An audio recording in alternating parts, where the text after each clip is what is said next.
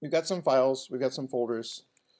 So now that we've created files and folders, we want to be able to delete them. So the way you delete files or folders is that you use the remove application or the remove program. So the remove program is RM. And so when we try and remove directories, I'm going to hit enter and watch what we get. Temporary is a directory. Does not like that. So if we want to remove directories, we have to tell it that we want to, if we want to recursively remove everything in it, we want to recursively remove things. We also need to let it know that we are trying to remove directories, so we need to basically force it and tell it, I know you don't like to remove directories accidentally, so I know what I'm doing. I'm going to go ahead and force you to remove the directory. So the two flags you're going to want to use are, most commonly, are rm temporary, and then we're going to give it the flag. Actually, the flag should come first. The flag should be rf. So remove recursively this folder structure and start at the temporary and descend into that folder and delete everything in there. It's really important that you do this carefully because it will follow this command. And if you try and do this at a really high level, at like the root level in your file system, it will destroy your entire file system. So you don't want to like start at the top level and like recursively delete everything on your file system because it'll ruin your computer, right? So use it very carefully. After you type rm space minus rf, be very careful the next few characters that you type because it will just execute this very, very quickly, right? So when I hit enter, again, get 0 feedback, which is not a problem. Again, we shouldn't fear the unknown. This basically means you told me what to do, I executed it, I'm not going to give you any feedback because it's really not necessary. You told me what you wanted and I gave it to you. If I do an ls now, I'll see that the temporary folder is gone and it's gone permanently. Right? It's not like sent to your recycle bin. It's like gone, poof, no longer existing. Now obviously there's ways that you could try and recover it by doing some like hard drive recovery process, but it is for all practical intents and purposes like gone and not something you can just type like take out of my trash bin and like it's back again. It doesn't work that way. It's gone. So we've covered deleting folders. Remember, you've got to use that recursive and forcing it to know that you're using a folder. The next thing is deleting files. So if you wanted to remove a file, then you type rm readme. Again, I just type the first couple letters. I hit the tab button. Once I hit enter, gone. Don't need anything extra fancy if you're just deleting a file.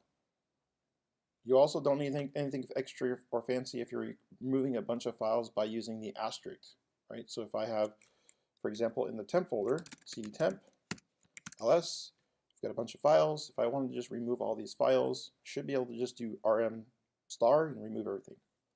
Before I do that, I also want to show you how you rename files. And so renaming files is a little tricky for some folks because there's not a rename command. Instead, there's a move command, and the way you do the operation of renaming a file is you move it to same location with a new name. So the move command takes 2 arguments. First argument is the source, second argument is the destination. So the way that looks is if I wanted to move file 3 and call it something special, I'm going to do mv for the move command, and then file 3 is the name of the file, and I could just rename it something special.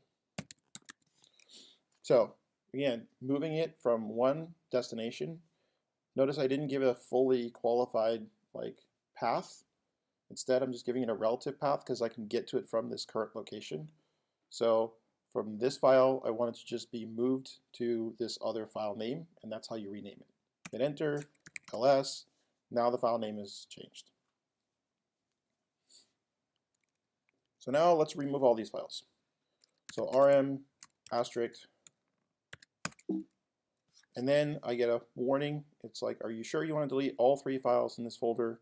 This is a Z shell warning, so this is just letting you know, hey, the operation that you requested is going to delete a bunch of stuff. You're sure that's what you want? In this case, I can just type yes, they're gone. ls, files are gone. cd up 1 folder, ls, temp folder is still there. Haven't lost the folder itself. we just move the files themselves.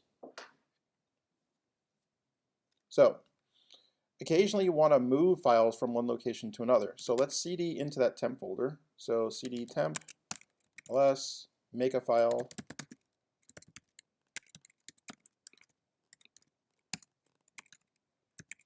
Okay, so we've got a file in that folder. I'm going to cd up one folder, and from the main folder I'm going to go into the temp folder and I'm going to move that one up to the current folder. So what do you think I would need to do to move it up to the current folder? MV space the original file name temp. So temp and then the file name, right? And then dot slash file1.txt. Not quite. So in this case there's a shortcut, and it basically is, notice that I started typing and then when I hit the tab button I was able to autocomplete. And then once you have the file name from wherever you want to get it from, if we're moving the file, we're not changing the name of the file, we just need to give it the destination.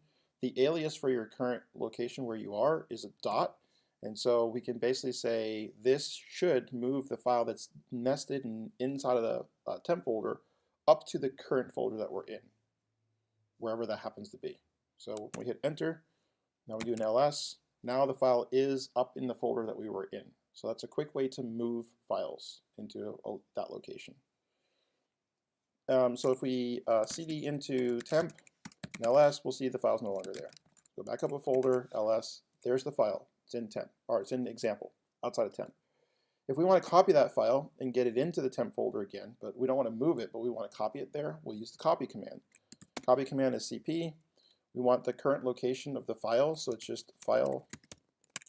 And then where we want to move it to, the destination is inside of the temp folder. So that's our temp, and we want to call it, actually I think it'll do it without file name because we're just copying it. So ls, file is still there, cd into temp, here's a copy of the file. So copying files, again, same basic syntax. It's the cp command, it's the source destination, and then the destination. So cp source destination.